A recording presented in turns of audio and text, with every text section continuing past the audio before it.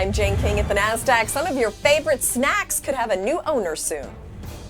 I'm Patricia Wu at the New York Stock Exchange. The Russell 2000 is down 3% for the quarter. Where are we headed? I'm Remy Blair in San Francisco. Novacure and Regulus Therapeutics continue their wild roller coaster ride, while the swings keep on coming for the two small cap names.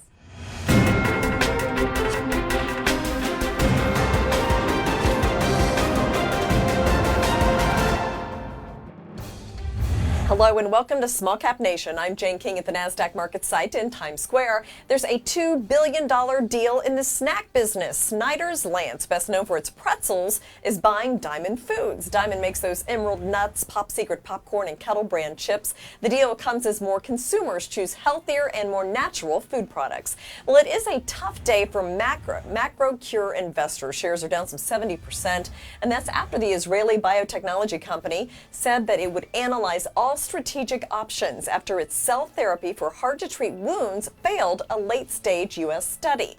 MacroCure's Curacell, already in use in Israel, is a formulation of living human white blood cells activated to stimulate the healing and closure of wounds from the inside out. MacroCure said that the drug did not meet the main goal in patients with diabetic foot ulcers. Well, Yelp was active today ahead of its earnings report, but it made news in other ways this week. The restaurant review site is adding a feature to let diners know results of city inspections. Right now, the service is just being tested in San Francisco, and results are being studied by researchers who want to see how the transparency will impact consumer behavior. The Restaurant Industry Association says Yelp is unregulated and worries that misleading statistics will be posted on its site. Well, we are in the thick of earnings season and lots of small cap stocks reporting their earnings today. So here's a rundown. Everbank Financial's earnings were lower compared to the previous quarter and the previous year. Generac hit a new 52-week low after its disappointing results. Triumph missed estimates. Applied Industrials was also disappointing and shares are lower. Apollo Global Management's third quarter profits surged, but revenue declined. Littelfuse beat earnings expectations. Carlyle Group swung to a loss for the quarter. Commercial Metals had more issues than expected in its earnings report. Sonus Networks provided a mixed outlook. Silicon Labs topped earnings expectations. RPC missed estimates. Timken reported a third quarter profit. Synchronosis had a revenue miss and light guidance. Agco, the farm equipment maker, beat estimates by a wide margin, and Valley National Bank hit its estimate. Infinera beat earnings expectations as well. Infinera Corporation provides optical transport networking equipment, software, and services for the telecommunications service providers. And just this week, Phonoscope chose Infinera for its Data Connect project. It's been a volatile year for the company. It's up about 70% for the year, but down some 20% in just the past 3 months. And IMAX wants to take full advantage of the chance to attract huge numbers of moviegoers seeking the best possible venue for seeing their favorite films. Although the late summer months don't provide the theater company with its biggest performance of the year, investors do want to see that IMAX is getting ready for the onslaught of patrons that will hit theaters for the rest of this year, especially some of those popular holiday movies. Patricia Wu and Alan Valdez at the New York Stock Exchange with what Wall Street is watching today. Hi, Jane. We've got a lot of ground to cover today, from the Fed to handbags, so we're going to get started right away. Alan Valdez is here with me. So things pretty slow. Everyone's waiting for the Fed, but I think that's going to be a non-event compared to GDP tomorrow. No question about it. I mean, no one expects them to make any type of move today with the Feds. It's all about GDP tomorrow, which unfortunately looks a little troubling. This time last year, third quarter, GDP was 4.3%. We're looking between 1% and about 0.8%, consensus being below 1% actually, and it's really starting to weigh on retail sales and jobs. I mean, jobs for the last 2 months have been under 150,000, trending about 200,000 plus for the last 2 years. So the jobs numbers coming in. Consumer spending, which is 70% of the economy, is getting weaker also, and that's with oil at $44 a barrel, in half of where it was last year. You'd think you'd see a lot of spending picking up. It's not happening this year, and it's getting troublesome. So how does this affect small caps? We see the Russell 2000s down 3% for the quarter. Where are we going?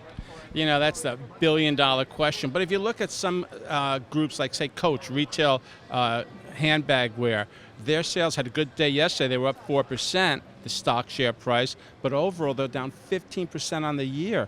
And it's mainly because people just don't have that, even with oil down, are not going out and paying for high-end like handbags and things of that nature. Actually, they're trying to make it even higher end. They're going to stop discounts, which I don't think is a great idea in this kind of environment coming into the holiday season. And they've taken on, they're expanding. They bought Stuart Weitzman, a footwear manufacturer, shoewear manufacturer, try to expand their brand. But overall, it's going to be a tough gig for these retail shops like Coach, I think. Speaking of the holiday season, are we going to see a Santa Claus rally this year? You know, I'll be honest with you, I don't think we're going to see it this year. And again, it's all predicated on that jobs. I mean, jobs are just not there right now. And it's a worldwide event, you know, so it's not only here, but it's around the world. And of course, the dollar's up 8% for the year, which hurts not small caps so much, but our multinationals, which eventually weighs on small caps. So overall, we're getting kind of a bleak picture for the end of the year. We'll have to wait and see what the Feds do in December, although I don't think they're going to do anything in December either. Worldwide events, why we see all the central banks in focus. Yeah, it's all about the banks. Thanks so much, Alan. An important milestone for biotech company Novacure and its battle to fight brain tumors. We'll have the story when Small Cap Nation returns.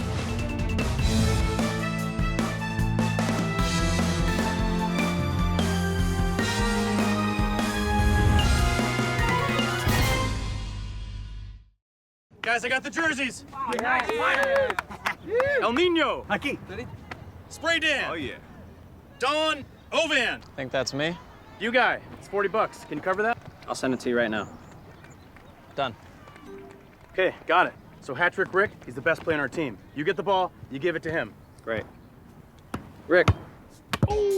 On your phone, online, on the go, Wells Fargo makes it easy to get banking done. All right, Don, you're on. Nope, just kidding. Doug, you've been staring at that for a while, huh? Listen, TD Ameritrade has former floor traders to help walk you through that complex trade, so you'll be confident enough to do what you want. I'll pull up your number. Blammo. Let's get those guys on the horn. Ooh. Looks like it is time to upgrade your phone, Douglas. For all the confidence you need, TD Ameritrade. You got this. Let's go, Serena. Fight. Come on, fight. Stay low. Come on, Serena.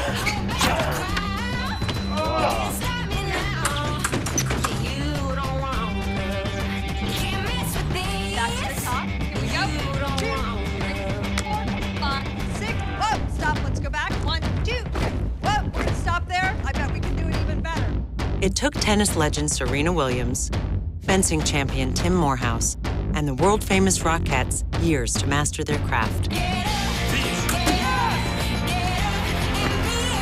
But it took them only moments to master paying bills at Chase.com, depositing checks at Chase ATMs, and transferring funds on the mobile app.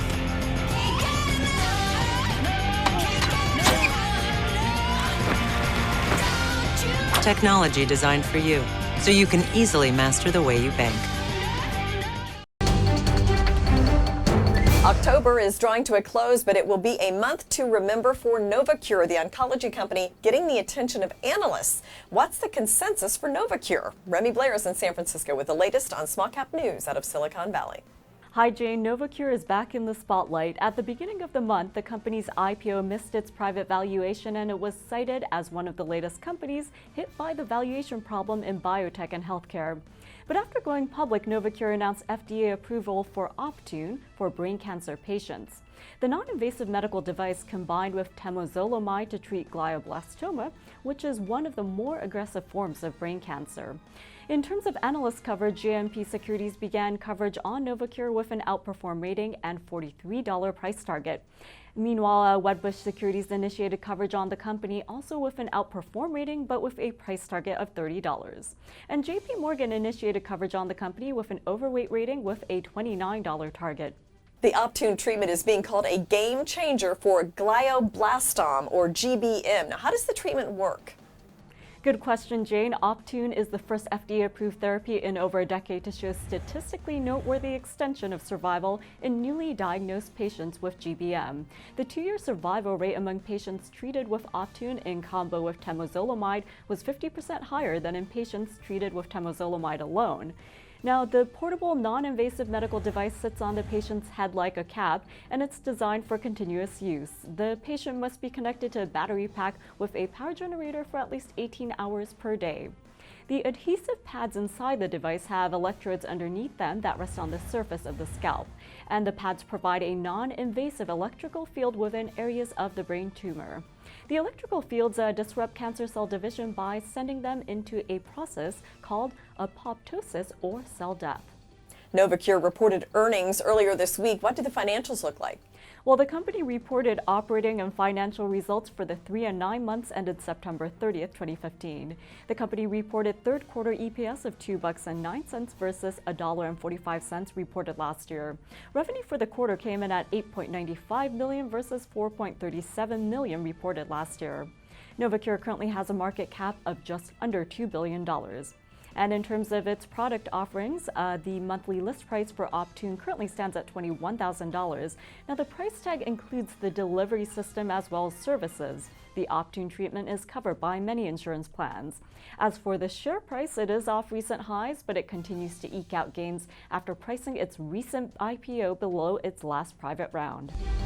Up next, we take you to Paris for the latest on the European markets and, of course, the small cap space. Small Cap Nation will be right back.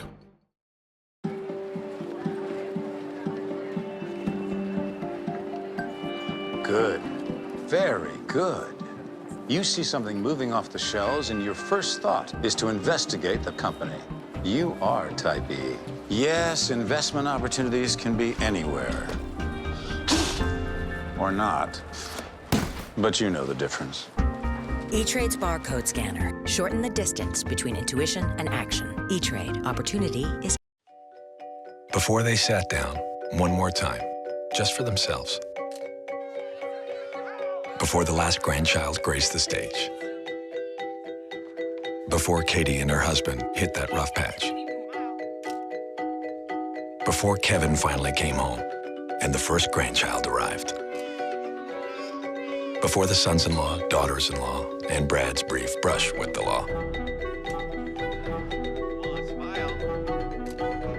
Before the second British invasion.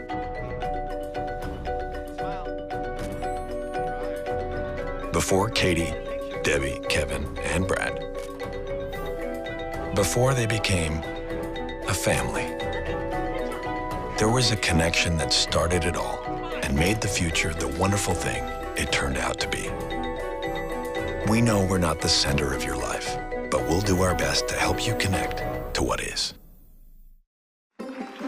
Sometimes the present looked bright, sometimes romantic. There were tears in my eyes, and tears in my eyes. And so many little things that we learned were really the biggest things. Through it all, we saved and had a retirement plan, and someone who listened and helped us along the way. Because we always knew that someday the future would be the present. Every someday needs a plan. Talk with us about your retirement today. Graham, how have the European markets been behaving today?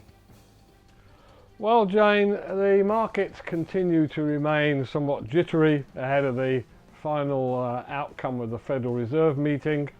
European stocks declined yesterday but recovered today, basically holding flat from last Friday's close. Not much of a news flow today, except for VW, who announced significant provisions, surprise, surprise, for the third quarter and therefore reduced earnings forecasts. One of the reasons that the London exchanges appear to be going nowhere is it has been confirmed that Britain's economic recovery is slowing, raising the prospects of, after more than 2 years of relatively rapid economic growth, it's coming to an end. The growth was almost entirely driven by the dominant service sector in Britain, which picked up pace from the second quarter, whilst manufacturing and construction both shrank back. Britain's economy on the whole is now about 6% larger than it was at the time of the financial crisis, but neither manufacturing nor construction sectors have returned to the pre-crisis activity level. So production, engineering, it's just all service driven. Howard Archer, the chief UK European correspondent for IHS Global Insight, said that the easing in GDP reinforces our belief that the Bank of England will have to hold off raising rates until probably the second quarter 2016. And on the currency markets, well, the euro for the moment is continuing to hold its position against the dollar and the pound. The central bank, ECB's chief economist Peter Piat said there would be no taboos, quite what that means, with regard to discussions about additional monetary loosening to try and push up inflation in the euro bloc. So we can expect to see something more probably in December. Well, Graham, what is new today? Well, Jane, I know you covered the story recently. Have you heard of the Pandora effect? The Pandora effect, what is that? Well, it relates today to Deezer, the French music streaming service we reviewed recently. And the problems apparently with the streaming music model and the crush of competition from Apple Music. Well, they are calling that the Pandora effect. Whatever the root effect and cause, Deezer has had to face the music on its plans for an IPO, and the French-based music streaming company has announced that it's abandoned its IPO and is postponing its public listing indefinitely, due to market conditions, they say. Others say the Pandora effect. On to our main story. Jane, I guess that, like my wife, after chocolate, shopping comes quite high up in the pleasure tree. How about you, Graham? Well, Jane, when you get to my age, shopping is not really a high priority. Most of my clothes will probably outlast me. Nevertheless, today we have an online shopping channel coming to the market in Paris. On the Euro Alternex market, Showroom Privé, which is being hailed as a French internet success story. Launched in 2006, Showroom Privé is an innovative e-commerce company enjoying strong growth and focused on fashion. Showroom Privé operates in France, which is his main market, and 7 other European countries at the moment. In 2014, the group recorded 350 million euros in net revenues. It has enjoyed a profitable and, more importantly, self-funded growth since its inception. It has 700 employees today who organise private sales of items from major brands designed to appeal to what it calls its digital women member base. Fashion, apparel, beauty, etc., etc. With discounts of 50 to 70% off the quoted retail price. But there again, who pays retail? In 2014, the group had more than 20 million members, 4 million of which made at least one purchase since the launch of the platform. So, after Deezer's problems, we will see how the markets feel about internet shopping. More news in the coming days. And just before I go, back to chocolate. Chocolate? Well, in fact, cocoa. We recently covered Alco, launching on the Brussels Euronext Alternex, whose principal subsidiary Solia we saw is an ethical farming company growing cocoa in West Africa. Well, I'm delighted to say that their IPO succeeded and they now have all the capital they need to move ahead. Good news story. New hope for people battling MS. New research appears to be delivering some promising results. What this means for patients and investors when Small Cap Nation returns.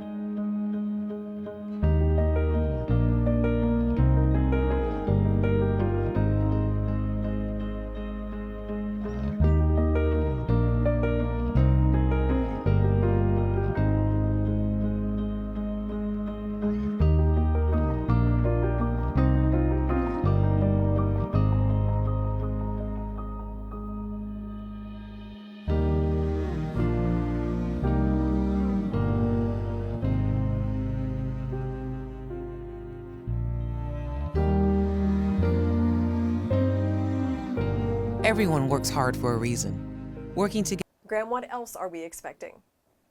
becomes 3. Wells Fargo. Together we'll go far. You want to be the best investor you can be. You want to cut through the noise of an overwhelming amount of analysis. You want the insights that will help you decide which ideas to execute and which to leave behind. You want your trades executed in 1 second or less, guaranteed and routed with institutional quality technology. Look no further. Open an account and find more of the expertise you need to be a better investor. When I got the phone call that we had received the grant, I held my breath. To have a program like this is a big reward. Being a Chase Mission Main Street grant recipient is a game changer. One of the biggest surprises in starting a small business is the number of hours we should work for the first 20 years. One of the great things about this grant is that it is going to let us invest in some additional inventories. It's going to allow this business to go to the next level. Being a recipient of this grant, we can't be thankful enough. It's a dream come true, and I'm still in awe.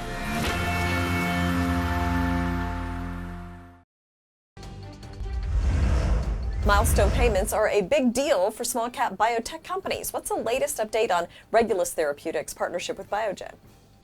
Well, Regulus announced that it earned its 4th and final milestone payment in its partnership with Biogen. The collaboration was based on research to ID microRNAs as biomarkers for MS patients. Now, multiple sclerosis can be difficult to diagnose and can't be cured, although treatments can help. The two companies kicked off their collaboration in August 2012, and in August of 2014, the two companies expanded their research to ID potential microRNA biomarkers in MS.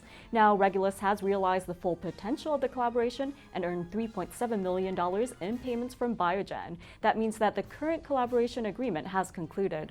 What's the market reaction to the latest update?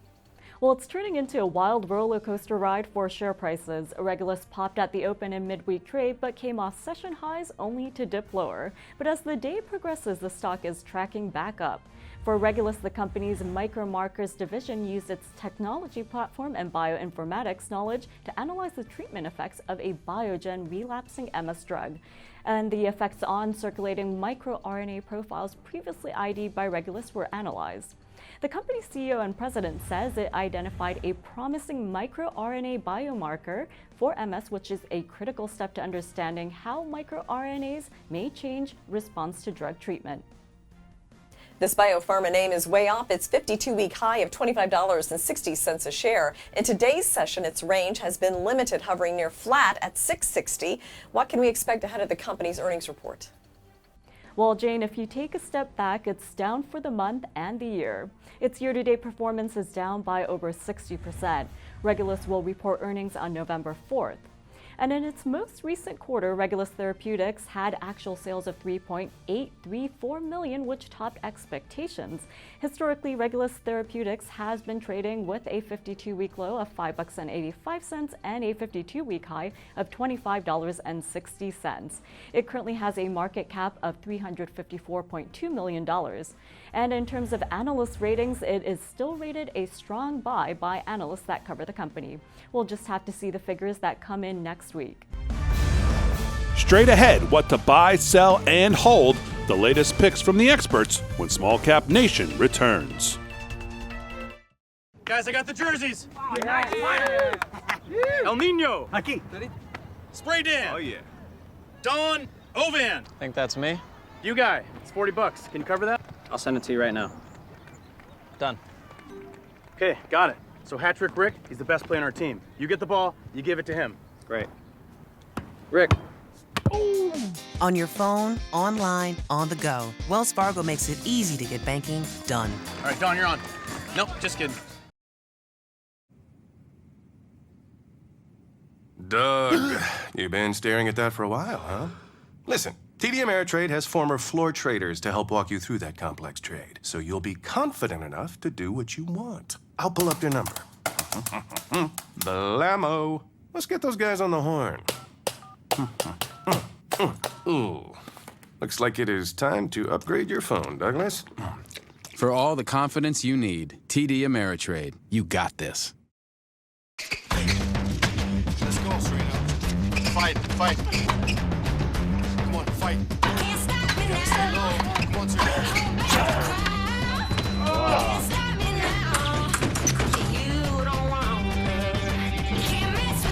Back to the top. Here we go.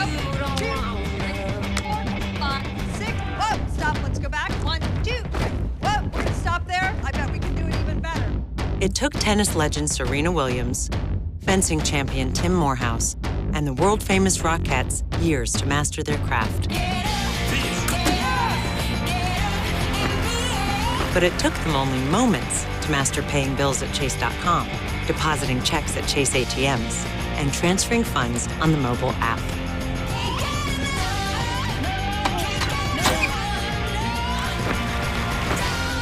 Technology designed for you, so you can easily master the way you bank.